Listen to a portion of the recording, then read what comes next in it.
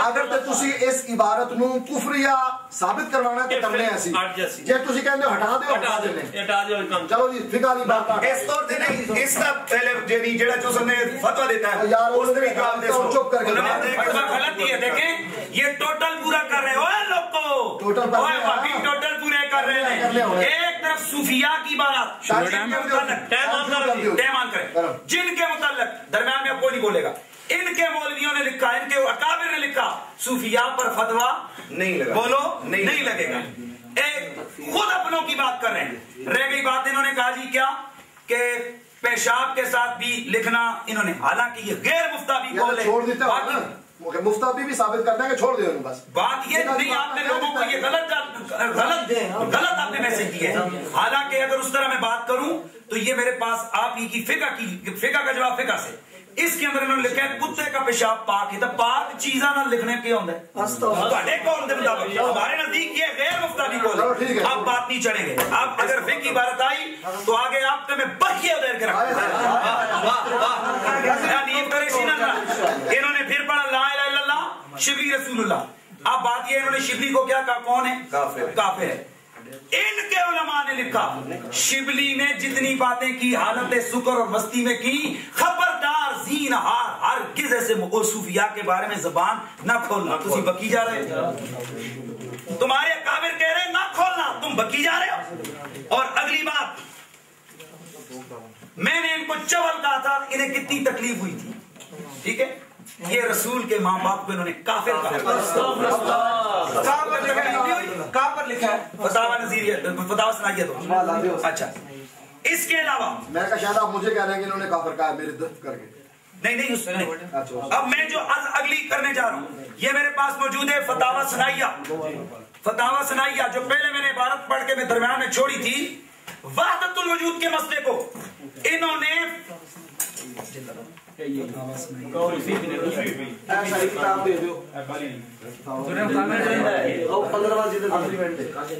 फतावा सुनाइया के अंदर इन्होंने कहा जो बातुल वजूद को माने वो कौन है, काफिर और मुशरिक है।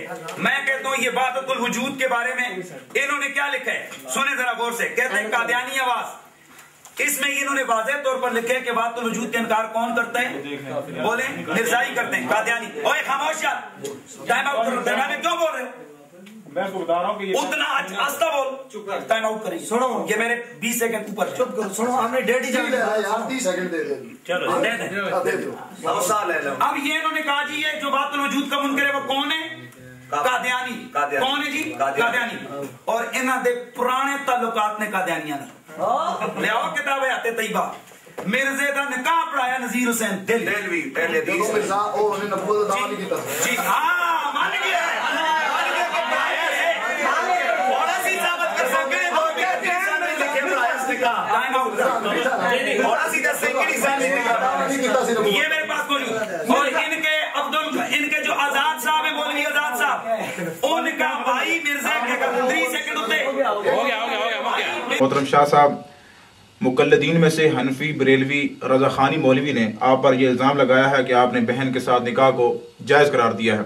इस मसले में आपका क्या मौक़िफ़ है, उसको ज़रा वज़ाहत फरमा। नहमदुहु व नुसल्ली अला रसूलिहिल करीम। असल में बात यह है कि इनका अपना मज़हब इस बारे में बिल्कुल वाज़ेह है। इनके मज़हब में माँ के साथ निकाह करने पर कोई हद नहीं, उससे अगर हक़ ज़ौजियत भी अदा करे तब भी कोई हद नहीं। इसी तरह ये अगर अपनी बहन से निकाह करें तो उस पर कोई हद नहीं, अगर हक़ ज़ौजियत भी अदा कर दें तब भी कोई हद नहीं। नानी दादी के साथ, फूफी के साथ मुहर्रमात अब्दिया जिनसे निकाह हराम है किसी सूरत में भी जायज़ नहीं। इनकी फ़िक़ा में लिखा हुआ है, हिदायत में लिखा हुआ है, इसी तरीके से फतावा काजी खां में लिखा हुआ है, फतावा आलमगीरी में मौजूद है, क़दूरी में मौजूद है। आप इस प्रोग्राम के हिस्से दोम में आप उसको मुलाहिज़ा कर लें कि किस तरीके से मुहर्रमात अब्दिया के साथ ये निकाह करने पर कहते हैं कोई हद नहीं है, और हक़ ज़ौजियत भी अदा कर दी जाए तो तब भी कोई हद नहीं है। तो अपने इस झूठ को छुपाने के लिए ये मुख्तलिफ़ प्रोपेगंडे करते हैं। मुनाज़रे के दौरान जब इन्होंने अब्दुल कादिर जीलानी को सालिस मुकर्रर किया कि आप भी इसको मानते हैं, हम भी इसको मानते हैं, और हमने ये दिखा दिया कि अब्दुल कादिर जीलानी ने अहले हदीस को जन्नती करार दिया है और हनफियों को जहन्नमी करार दिया है, तो अपनी उस खिफ़त को मिटाने के लिए ये मुख्तलिफ प्रोपेगेंडे करते हैं। तो ये जो प्रोपेगेंडा हमारे ख़िलाफ़ किया गया है ये बिल्कुल ही झूठ पर मबनी है। जो सूरत फतवे की बनती है वो मैं आपके सामने अब बयान कर देता हूँ कि असल में रज़ाई बहन भाई का आपस में निकाह करना कैसा है। मसलन ज़ैद और ज़ैनब ये एक दूसरे के साथ दूध पीते हैं। ज़ैनब ज़ैद की माँ के साथ दूध पीती है। अब ज़ैद और ज़ैनब ये आपस में रज़ाई बहन भाई हो गए। अब ज़ैद का निकाह ज़ैनब से नहीं हो सकता है। इसी तरीके से ज़ैद का भाई अब्दुल्ला है, उसका निकाह भी ज़ैनब से नहीं हो सकता है, क्योंकि ये ज़ैद का भाई है और ये अब्दुल्ला जो है ये ज़ैनब का रज़ाई भाई बन जाएगा, क्योंकि ज़ैद ने ज़ैनब के साथ दूध पिया है। तो ज़ैद के भाइयों का निकाह भी ज़ैनब से नहीं हो सकता है, लेकिन आयशा का निकाह हो सकता है, इसलिए कि आयशा रज़ाई बहन भाइयों में शामिल नहीं है, ये दूध में शरीक नहीं है।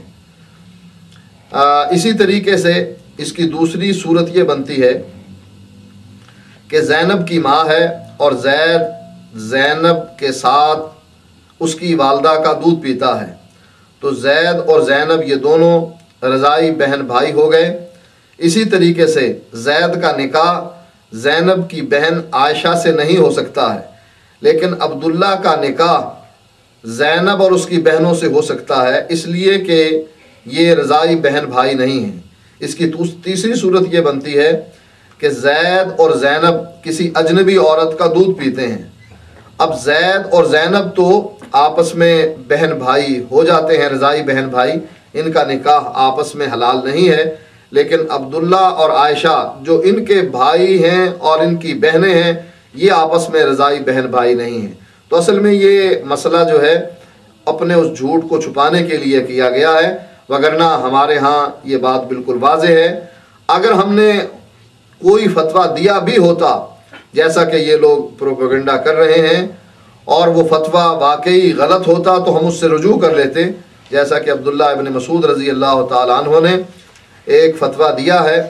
और उन्होंने ये कहा, जब उनसे ये पूछा गया कि अगर कोई शख्स किसी लड़की से निकाह करता है, अभी रुखसती नहीं होती है कि वो उसकी वालदा को देख लेता है, तो वालदा उसको पसंद आती है। अब ये शख्स क्या उसकी बेटी को तलाक देकर उसकी वालदा से निकाह कर सकता है जबकि रुखसती नहीं हुई? तो हज़रत अब्दुल्ला इब्न मसूद ने यह फतवा दिया कि हाँ, वो उसकी वालदा से निकाह कर सकता है क्योंकि अभी रुखसती नहीं हुई है। तो जब ये मदीने आते हैं और सहाबा इकराम से इस मसले पर गुफ्तगू होती है तो अब्दुल्ला इब्न मसूद रज़ी अल्लाह ताला अन्हु को बतलाया जाता है कि नहीं, निकाह के ज़रिए ही उसकी माँ इस पर हराम हो जाती है, रुखसती का होना या ना होना कोई शर्त नहीं है। तो अब्दुल्ला इब्न मसूद रज़ी अल्लाह ताला अन्हु वापस आते हैं और उस मर्द को हुक्म देते हैं कि ये तुम्हारी सास है, इससे तुम्हारा निकाह हराम है हमेशा के लिए, चाहे रुखसती हुई या नहीं, सिर्फ निकाह से ही हराम हो गया। तो अब्दुल्ला इब्न मसूद रज़ी अल्लाह ताला अन्हु जलीलुल क़द्र सहाबी जब अपने मसले से, अपने फतवे से रुजू कर लेते हैं, तो अगर हमने भी कोई ऐसा फतवा दिया होता तो हम भी इससे रुजू कर लेते। लेकिन मसला यहाँ ये नहीं है, मसला ये अपनी शिकस्त को छुपाने का है कि वाज़े शिकस्त होने के बाद और अफजल कादरी के अहले हदीस बन जाने के बाद इन लोगों ने ये प्रोपेगेंडा किया ताकि अपने इस झूठ को छुपाया जाए, अपनी इस शिकस्त को छुपाया जाए। और हमारे ख़िलाफ़ ये प्रोपेगेंडा इन्होंने जारी किया हुआ है, यूट्यूब पर इन्होंने ये क्लिप लगाए हुए हैं, तो हम ये जो जवाब दे रहे हैं ये उसी का हिस्सा है।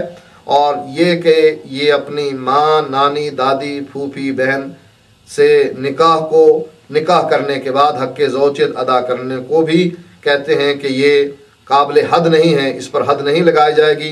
लिहाजा हनीफ कुरैशी ने और उनके बड़े उलमा ने और उनके आइम्मा ने इस बात का फतवा दिया है कि मुहर्रमात अब्दिया से निकाह और उसके बाद हक़ ज़ौजियत अदा करना, इससे कोई हद नहीं है। तो असल ये इनका मज़हब है और ये अपने इस गंदे मसले को छुपाने के लिए अहले हदीस पर कीचड़ उछाल रहे हैं। व आखिर दावाना अल्हम्दुलिल्लाह।